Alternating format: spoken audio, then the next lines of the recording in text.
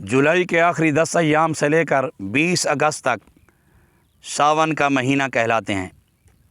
इन दिनों गर्मी का ज़ोर होता है, खजूरें पक रही होती हैं, बारिश का सीज़न शुरू हो जाता है और बारिश के सीज़न में जल्दी बीमारियां भी काफ़ी घेर लेती हैं।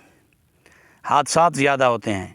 अगर हम इस महीने में चंद एहतियाती तदाबीर इख्तियार कर लें तो बहुत से हादसात से भी बचा जा सकता है और बीमारियों से भी बचा जा सकता है।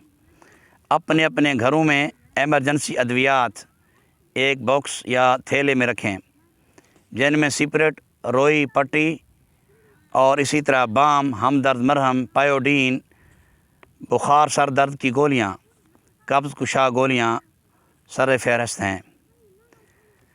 अगर हमारे घर की छतें, चार दीवारियां कमज़ोर हों तो हमें चाहिए कि इन दिनों हम अपने छतों और चार दीवारों की मरम्मत कर लें।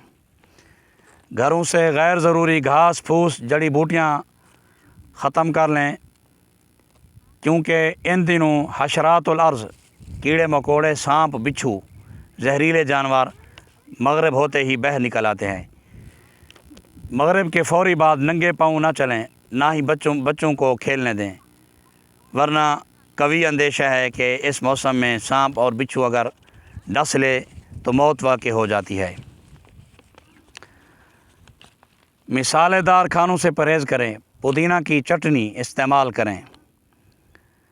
पानी इस मौसम में ज़्यादा से ज़्यादा पिएं। पालतू जानवरों का ख्याल रखें, उन जानवरों की सफाई का ख्याल रखें। बारिश के दिनों में नमी हो जाती है। बच्चों को, इसी तरह बड़े हजरात हो गए, अपने जानवरों को खंभों या तारों के नज़दीक ना जाने दें।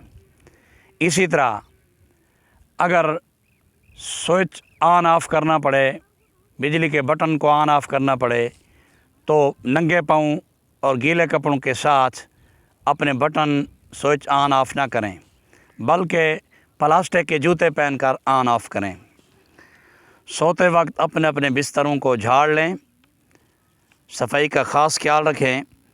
घरों के अंदर या घरों के नज़दीक पानी खड़ा ना रहने दें, वरना मच्छर पैदा होगा, जिससे डेंगू बुखार और मलेरिया होने का ख़तरा है। इस माह यानी जुलाई के आखिरी 10 दिन और अगस्त का पूरा माह छोटे बच्चों को ज़्यादा उछलने कूदने ना दें और बड़े हजरात अपनी हैसियत से ज़्यादा वज़न ना उठाएं। इन दिनों हड्डियां कमज़ोर हो जाती हैं, हड्डियों के अंदर का जो गूदा होता है वो पिघल जाता है गर्मी की वजह से। थोड़ा सा कोई मसला पैदा हो, ऊंच नीच हो, तो हड्डी में फ्रैक्चर हो जाता है। इन दिनों अगर कोई रोड एक्सीडेंट हो तो फौरी तौर पर अपने मरीज़ का एक्सरे कराएं। बाज़ औक़ात छोटी मोटी चोट से भी हड्डी टूट जाती है और हम गफलत का मुज़ाहरा करते हैं। जब दिन ज़्यादा गुजर जाते हैं फिर पछतावे के अलावा कुछ नहीं होता है। लिहाजा उम्मीद है आप दोस्त मेरी बताई गई ये एहतियाती तदाबीर पर ज़रूर अमल करेंगे। अस्सलामु अलैकुम व रहमतुल्लाहि व बरकातुहू।